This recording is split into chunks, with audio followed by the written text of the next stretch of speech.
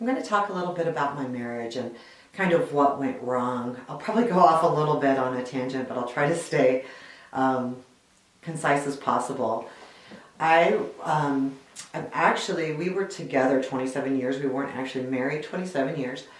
When we started dating, I got pregnant 3 months after we started dating.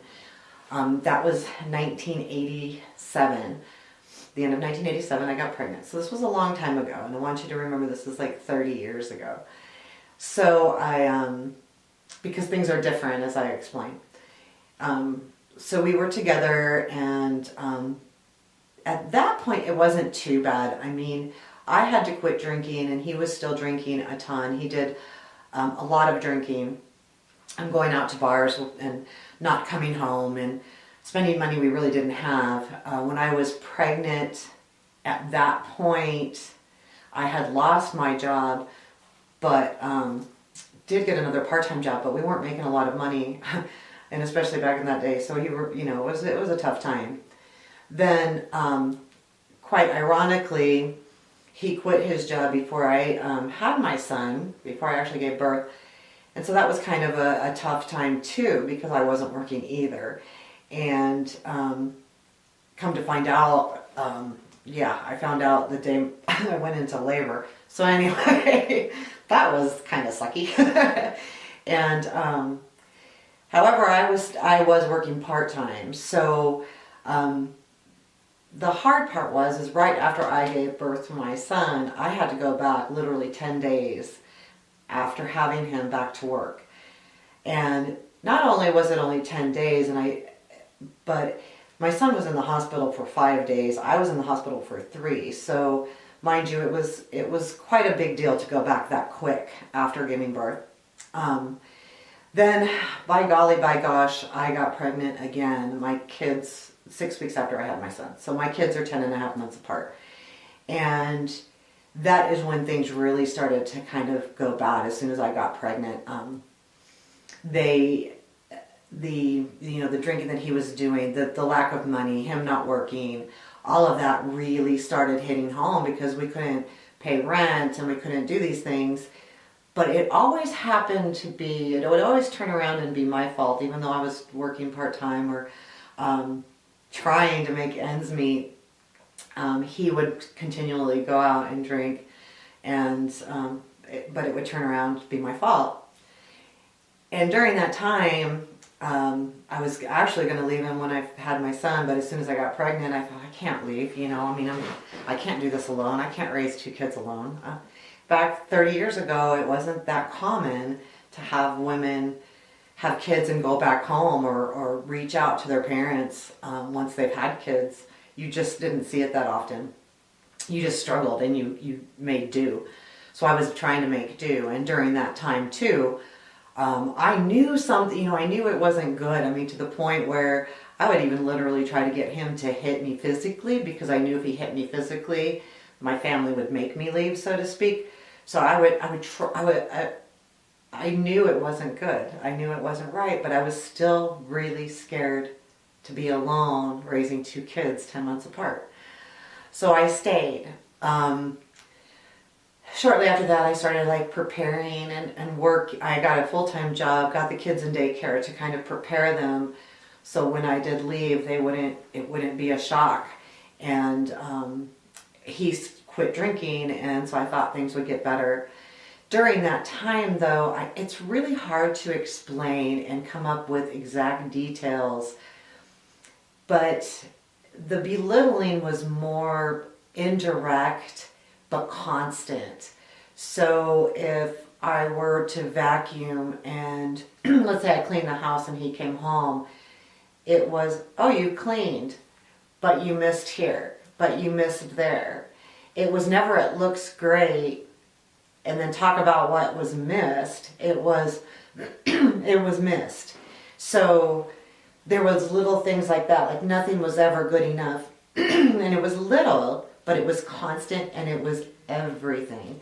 So it was from cleaning to laundry to the whole, everything I did, whether it was I worked enough hours or didn't, or everything. Now, on a physical basis, on a sexual basis, he was different. He was not, how do I say, it was also my fault that sex wasn't good enough. But however, I will say that he never made me feel like a woman either. It's hard to explain without going into detail, and I really don't want to. But it wasn't my fault. I know that now for sure. But everything revolved, because it couldn't be his fault. I mean, for God's sakes, he probably thought he was a god in bed. But, it takes two, and you have to make each other feel good to make it work. So, things turned around. Like, I just stopped. I mean, literally stopped being physical in that way with him, because it was so unfulfilling, to the point where it was more than it was yucky. It just made me feel worse than I already did. So it was just a constant reminder. It was like, I wasn't good enough. I wasn't thin enough. I wasn't sexual enough. I wasn't anything. The only thing he couldn't take away from me was my intelligence, because I knew I was smart. I had enough mentors around me letting me know that. But I stayed with the fear of leaving with the two kids. I endured because I thought it was what I should do as a mother and as a wife. And then as time went on and the kids got older, he did work the evening, so it was easier to deal with. However, I held everything in because I couldn't talk about it, because if I talked about it, it was my fault. If I expressed any feelings, I was weak. If, it was all of that. So for the last, I would say from the time my daughter was 14 and she's 29 now, 28. I never cried. So I did not cry the last, and when I say I didn't cry, I mean I did not cry. I did not show emotion in that way at all. I would cry at a sad movie or something, but I wouldn't cry because I was hurt or anything. My walls went completely up. I shut out all emotion except for anger. That's the only emotion I had. And I had happy, but it was a fake happy. So that's kind of what happened. And as I learned to guard myself and mask myself from being hurt and being demeaned and being belittled, I didn't realize I was masking everything too along the way. So, I didn't even know what was happening, to be honest. I didn't even realize it happened until actually after I left him, and I cried for the very first time, and I couldn't stop crying. I mean, I literally broke down, and I cried for about an hour and a half, and when I say cried, bawled. Couldn't catch my breath, and it hurt, but it felt good at the same time, and after it was done, I realized what happened, that was a good breakthrough. So over the last 3 years since our divorce, I've really worked on being okay with myself, but the biggest hurdle was knowing that it wasn't my fault, and that don't continue to blame myself for not leaving sooner. I just feel like I lost such a big portion of my life. After I divorced him, I met someone that showed me that I was a woman and that I was sensual and sexual and all of that good stuff. And when that happened, I feel like I missed out on so much for so long. And when you're older, you feel like, oh my God, I don't have much time to get it back.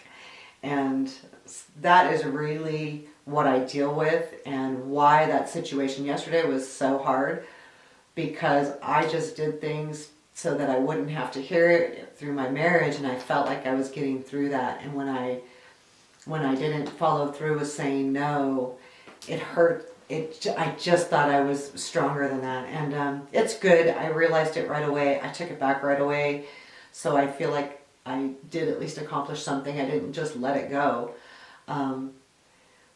But that is basically the story. It's not like this crazy thing where he hit me and abused me, and it just was over time, and it was little by little. So I hope this helps understand what I went through. It doesn't sound as bad when I talk about it, but I guess if I was there sharing the emotions with you, you could feel it a little bit more. It still makes me cry. So it was tough, and What the tough thing was is not realizing it until I didn't have to deal with it anymore. I think you finally go, oh my God. So it was an eye-opener. But anyway, that is the story, and I hope that wasn't too long-winded. Thanks.